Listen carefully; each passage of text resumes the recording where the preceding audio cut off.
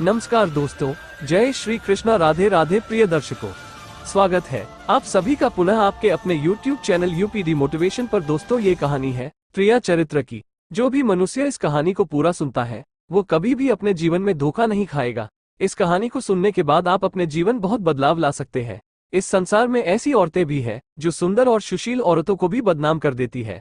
आपसे निवेदन है कि कहानी को पूरा अवश्य सुने, क्योंकि मित्रों ये कहानी आपको बहुत अच्छी जानकारी और सीख देकर जाएगी। तो चलिए कहानी शुरू करते हैं। बहुत समय पहले की बात है। पंपापुर नामक एक राज्य था जहां पर विलासराय नामक राजा राज्य करता था। राजा का जैसा नाम वैसे ही उसके गुण थे, अर्थात वह एक विलासी राजा था। पूरे राज्य में स्वच्छंदता का बोलबाला था। न केवल पुरुषों अपितु स्त्रियों का भी हद दर्जे तक चारित्रिक पतन हो गया था। विवाहेतर संबंध कायम करना एक आम बात थी उस राज्य में। उस राज्य में सुधर्मा नामक एक लकड़हारा रहता था। उसकी पत्नी का नाम सुलक्षणा था। सुधर्मा सुबह सुबह लकड़ी काटने वन में चला जाया करता था और देर शाम तक वापस लौटता था। दिन भर घर में सुलक्षणा अकेली रहती थी और बोर होती थी। सुलक्षणा अतीव सुंदर स्त्री थी और आत्ममुग्धा नायिका की तरह अपने रूप यौवन को आईने में देख देख कर हर्षित होती रहती थी। शाम को सुधर्मा थका हारा आता था और खाना खाकर जल्दी ही सो जाया करता था। सुलक्षणा घर का काम निपटा कर और सच संवर कर जब तक सेज पर आती थी तब तक सुधर्मा खर्राटों की दुनिया में सैर करने चला जाता था। बेचारी सुलक्षणा मन मसोस कर सेज पर तड़पती रह जाती थी। उसका अतृप्त यौवन खून के आंसू रोने लगता था। घर गृहस्थी का सारा सामान सुलक्षणा ही लाती थी। एक दिन सेठ कहीं गया हुआ था और उसकी दुकान पर उसका नौजवान पुत्र चिंतामणि बैठा था। वो सुंदर तथा बलिष्ठ था। सुलक्षणा उसकी जवानी पर फिदा हो गई। सेठ के बेटे चिंतामणि ने भी सुलक्षणा जैसी सुंदर और सुडौल स्त्री पहली बार देखी थी, इसलिए वह भी सुलक्षणा की ओर आकर्षित हो गया। दो जवां प्यासे दिल मिल गए तो अब बदन मिलना भी आवश्यक हो गया था। चिंतामणि ने एक मिलन स्थल भी खोज लिया था। सुलक्षणा रोजाना सुधर्मा के सो जाने पर चिंतामणि से मिलने जाने लगी और वो सुबह होने से पहले वापस आ जाती थी। सुलक्षणा और चिंतामणि की रंगरेलियां बेरोक-टोक चलने लगी। एक दिन सुधर्मा जंगल में लकड़ी काटने गया तो उसने देखा कि एक साधु बेहोश पड़ा है। सुधर्मा ने उस साधु पर ठंडे जल के कुछ छींटे मारे तो साधु ने आंखें खोल दी। सुधर्मा ने साधु को बैठाया और ठंडा जल पिलाया तो उसमें कुछ जान आई। थोड़ी देर बाद उसे खाना भी खिलाया तो उसके बदन में थोड़ी ताजगी आ गई और वो चहलकदमी करने लग गया। सुधर्मा ने उस साधु से आग्रह किया कि कुछ दिन वो उसका आतिथ्य स्वीकार करे। सुधर्मा के आग्रह को साधु महाराज टाल नहीं सके और शाम को वे साधु महाराज सुधर्मा के साथ उसके घर आ गए। साधु को देखकर सुलक्षणा के तन बदन में आग लग गई। उसे लगा कि अब उसकी चोरी पकड़ी जा सकती है, इसलिए वो साधु को घर में नहीं रखने की जिद पर अड़ गई। सुधर्मा ने उसके सामने समर्पण करते हुए कह दिया कि साधु महाराज बस 1-2 दिन ही रहेंगे। इस पर सुलक्षणा राजी हो गई। रात में सबने खाना खाया और साधु के लिए आंगन में चारपाई बिछा दी। सुधर्मा खाना खाने के तुरंत बाद ही सो गया था, लेकिन सुलक्षणा की आंखों में नींद कहाँ थी, वहां तो चिंतामणि की सूरत बसी हुई थी। उसका मन उड़कर चिंतामणि के पास चला गया था, मगर बदन तो सुधर्मा के घर में ही पड़ा था। यौवन को मन से ज्यादा तन की जरूरत होती है। सुलक्षणा को अपना बदन जलता हुआ महसूस होने लगा। उस आग बुझाने के लिए उसे चिंतामणि के सागर की आवश्यकता थी। सुलक्षणा उठी और उसने देखा कि सुधर्मा खर्राटे ले रहा है। तब वह साधु के पास गई। साधु भी चुपचाप लेटा था। सुलक्षणा ने उसे सोता हुआ जाना और फिर वो बंद संवर कर चिंतामणि से मिलने के लिए चल दी। साधु एक अनजान व्यक्ति के घर में ठहरा था और सुलक्षणा ने उसे बड़ी मुश्किल से घर में रहने दिया था, जबकि उसने यहाँ रहने के लिए कहा ही नहीं था। सुलक्षणा के व्यवहार को देखकर दाल में जरूर कुछ काला है, साधु महाराज के मन ने कहा और वह सोचता ही रहा। इसलिए उसे नींद नहीं आई और उन दोनों के क्रियाकलाप देखता रहा। जब सुलक्षणा उसके पास आई तब वह दम साध कर चुपचाप लेटा रहा। उसने सुलक्षणा को बंद संवर कर कहीं पर जाते हुए देख लिया था, मगर वह चुपचाप पड़ा रहा। उसने ये भी देख लिया था कि भोर होने से पहले ही सुलक्षणा वापस आ गई थी। उसे अब सारा माजरा समझ में आ गया था। दूसरे दिन सुधर्मा जब जंगल से लौटा तो साधु ने उसे अपनी पत्नी से सावधान रहने को कहा और यह भी कहा कि उसकी पत्नी किसी से मिलने रात को कहीं जाती है। इस पर सुधर्मा को सुलक्षणा पर बहुत गुस्सा आया और उसने सुलक्षणा को मारा पीटा भी बहुत। उसने सुलक्षणा को एक खंभे से बांध दिया और सो गया। सुधर्मा के मकान के पड़ोस में हरिराम नाई रहता था, जिसकी पत्नी का नाम सुशीला था। सुलक्षणा की तरह सुशीला भी एक चरित्रहीन स्त्री थी। उसका भी एक यार था। चूंकि दोनों एक ही नाव पर सवार थीं, इसलिए दोनों घनिष्ठ सहेली बन गई थीं। दोनों सहेलियां एक दूसरे के संदेश लाने ले जाने का काम भी करती थीं, इसलिए दोनों स्त्रियां एक दूसरे के प्रेमियों से भलीभांति परिचित थीं। उस रात जब काफी देर तक सुलक्षणा नहीं आई तो चिंतामणि को चिंता होने लगी। वह भागा भागा सुशीला के पास आया और सुलक्षणा को बुला लाने के लिए सुशीला से कहने लगा। सुशीला सुलक्षणा के घर गई तो उसे खंभे से बंधा पाया।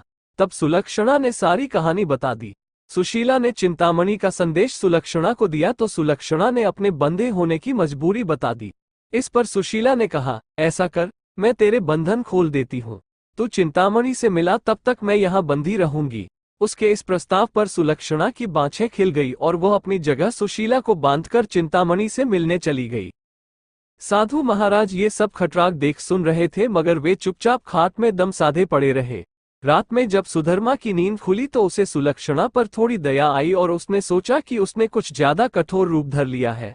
अब सुलक्षणा को खोल देना चाहिए। लेकिन मन ने कहा, अगर वह फिर से अपने प्रेमी से मिलने चली गई तो अब इस सवाल का कोई जवाब नहीं था उसके पास। उसने सोचा कि इस बार यदि सुलक्षणा वचन दे दे कि वह अपने प्रेमी से मिलने नहीं जाएगी, तब वह उसे खोल सकता है। सुधर्मा ने जोर से आवाज लगाई, कलंकिनी, अगर मुझे तू यह आश्वासन दे दे कि तू उससे मिलने नहीं जाएगी तो मैं तेरे बंधन खोल दूंगा। लेकिन वहां पर तो सुलक्षणा नहीं अपितु सुशीला बंधी हुई थी। सुशीला ने सोचा कि यदि वो कुछ भी बोलेगी तो उसकी आवाज से सुधर्मा को पता चल जाएगा कि वो सुलक्षणा नहीं कोई और है, तो फिर सारा भांडा ही फूट जाएगा। इसलिए वो कुछ नहीं बोली और चुप रही। उसके इस तरह चुप रहने पर सुधर्मा को गुस्सा आ गया और उसने गुस्से में आकर कुल्हाड़ी फेंक कर दे मारी। कुल्हाड़ी सीधी सुशीला की नाक पर जाकर लगी और उसकी नाक कट गई। वो अंदर ही अंदर सारा दर्द सहन कर गई, मगर उसने एक भी कराह नहीं निकलने दी। कुल्हाड़ी फेंककर मारने से सुधर्मा का गुस्सा थोड़ा ठंडा हो गया और वह सो गया। उधर सुलक्षणा आज जल्दी ही वापस आ गई और जल्दी जल्दी सुशीला के बंधन खोल डाले। तब सुशीला ने अपनी कटी हुई नाक दिखाई और सारा वाकया सुना डाला। सुलक्षणा ये देखकर और सुनकर कांप उठी, मगर अब क्या हो सकता है। सुशीला अपने घर को चली गई और सुलक्षणा फिर से उसी खंभे से बंधी खड़ी हो गई। साधु बाबा चारपाई पर पड़े पड़े ये सारा त्रिया चरित्र देख रहे थे।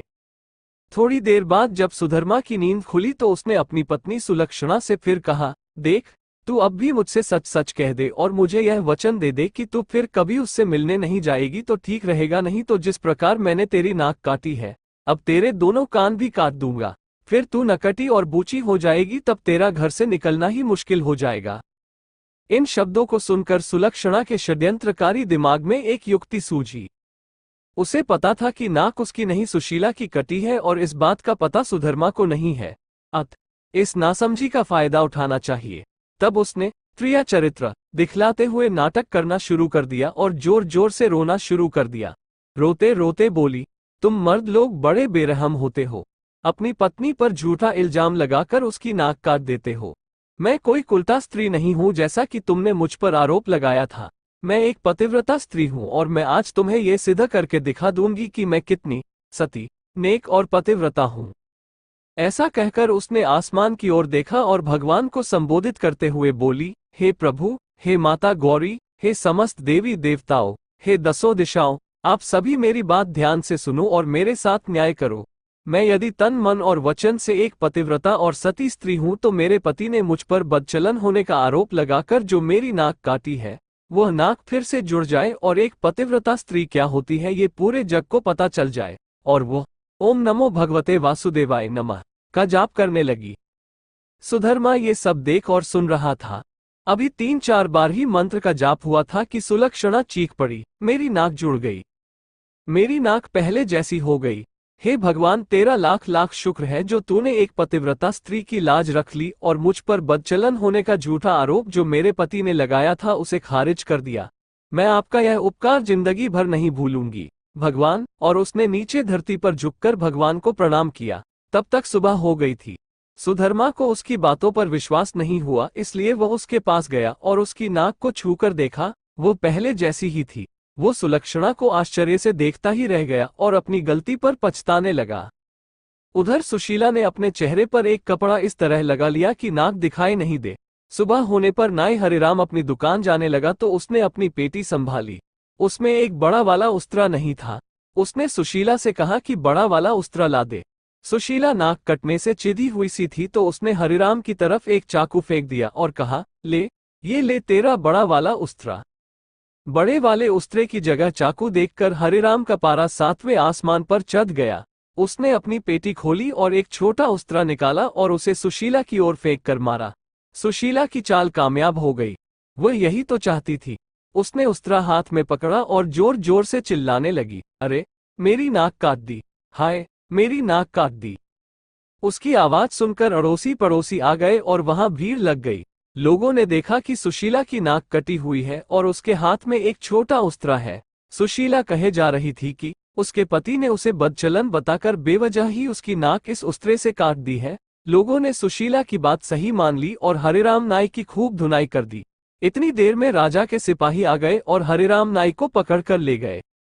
राजा की अदालत में मुकदमा चला। सुशीला ने स्वयं को सती सावित्री, पतिव्रता बताते हुए अपने पति पर आरोप लगाया कि उसने उसे बदचलन बताकर उसकी नाक उस उस्तरे से काट ली थी। उस्तरा भी था और सुशीला की नाक भी कटी हुई थी। एक पत्नी अपने पति पर मिथ्या आरोप क्यों लगाएगी? राजा ने हरिराम नाई को दोषी मानते हुए उसे मृत्युदंड सुना दिया। इस मृत्युदंड की चर्चा पूरे राज्य में फैल गई। सुधर्मा के घर में ठहरे हुए साधु महाराज ने भी जब हरिराम नाई को मृत्युदंड की बात सुनी तब वो विचलित हो गया। उसे दोनों स्त्रियों के त्रिया चरित्र का संपूर्ण ज्ञान था, जिसकी चपेट में एक निर्दोष व्यक्ति हरिराम नाई आ रहा था और अपनी जान से हाथ धो रहा था। तब वह राजा के पास गया और संपूर्ण घटनाक्रम राजा को कह सुनाया। राजा ने सुधर्मा और सुलक्षणा को दरबार में बुलवाया और कड़क कर सारी बातें सच सच बताने के लिए कहा। तब सुलक्षणा और सुशीला ने सारी बातें सच सच बता दी और अपने स्वांग को भी बता दिया।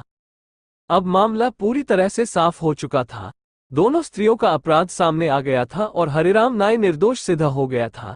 इस षड्यंत्र के लिए दोनों कुलटाओं को भीषण दंड दिया जाना था, लेकिन स्त्री, बालक और साधु को मृत्युदंड नहीं दिया जा सकता है। इस शास्त्रीय विधान के अनुसार दोनों स्त्रियों के नाक कान काटकर उन्हें छोड़ दिया गया।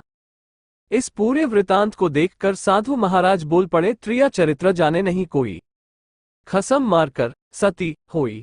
दोस्तों, जब कोई स्त्री कभी कभी किसी परिस्थिति में चतुराई या चालाकी दिखती है या दूसरों को बेवकूफ मानते हुए कोई अभिनय, ढोंग या पाखंड कराती है तो इसे ही त्रिया चरित्र कहते हैं।